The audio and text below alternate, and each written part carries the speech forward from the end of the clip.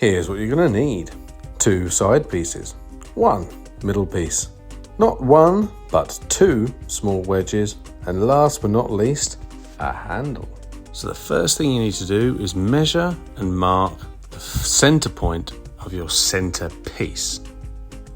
You're then going to mark 1/2 inch either side of that center line to represent where your handle is going to sit, as so.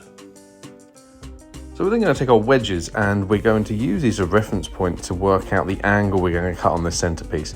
Now I'm marking these from the top because I plan to make these wedges disappear into the handle so nobody knows I've ever used purple heart.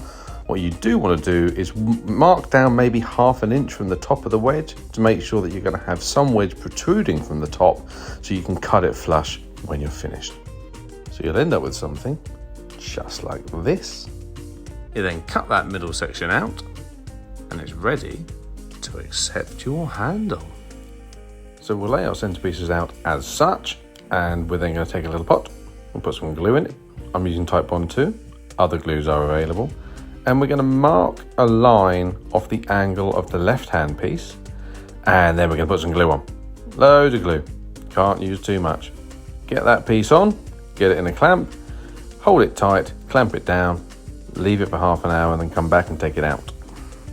That's all set. So we'll take our handle and we're going to mark off right at the bottom where we want that handle to be, and then we're going to put some glue on. Again, loads of glue.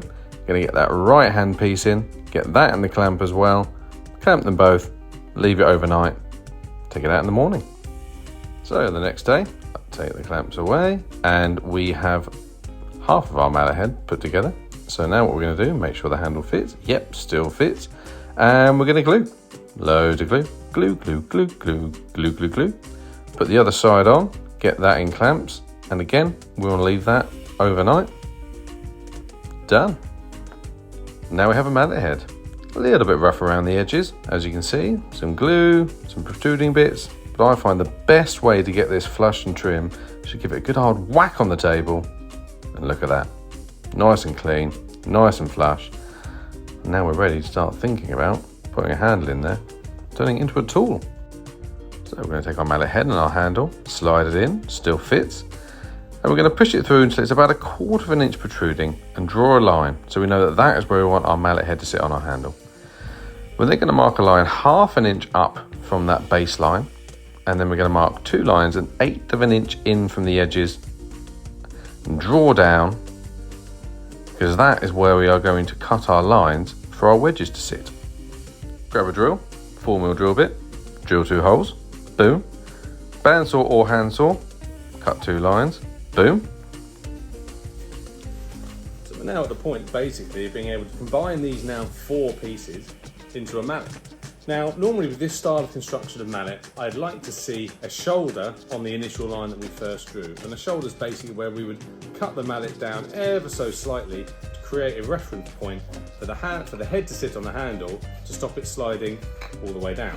Now, with this handle being only 1 inch wide, we don't really have the capacity to put a shoulder in, because otherwise we're just going to be making the part of the handle that goes into mallet a bit thin.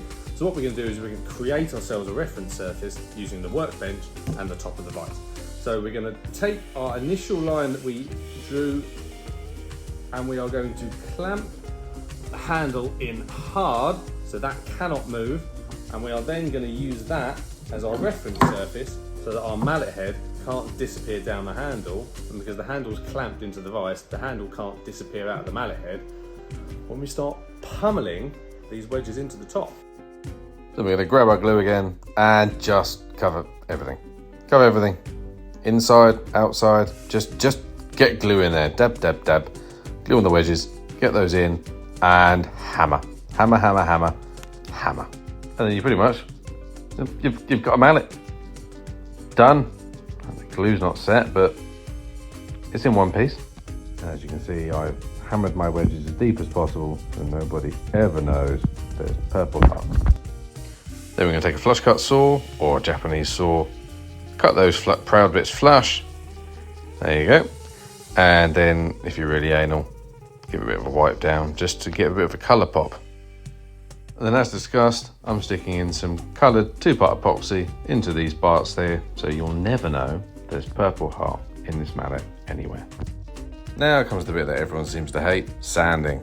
I quite like it because you get almost instantaneous results for the work that you've put in, but I tend to start with 80, work through to 120, work through to 180, and largely for these sorts of materials, don't need to go much higher than that. And then once you've sanded, grab a block plane, stick a chamfer on everything to make sure we don't damage our workpieces, and then we've pretty much got a mallet ready to put some finish on. Next, grab some acetone and a cloth, and we're going to wipe down everything. Get rid of those oils, dust, to make sure that our finish is going to be impeccable. Now here I'm just going to use an Osmo hard wax oil, grab a cloth, put it on, leave it 10 minutes, wipe it off, but ultimately the finish is up to you. Just try not to use a varnish or anything that might crack upon hitting something. So after about 10 minutes, take it in hand, give it a wipe down, and then we've pretty much got a finished mallet. And yeah, look at it. Shiny, usable, ready to smack the shit out of some stuff. Nice. And there you have one finished mallet. However, if you still don't fancy building one, Justin, hit me up and I'll sort you out something proper.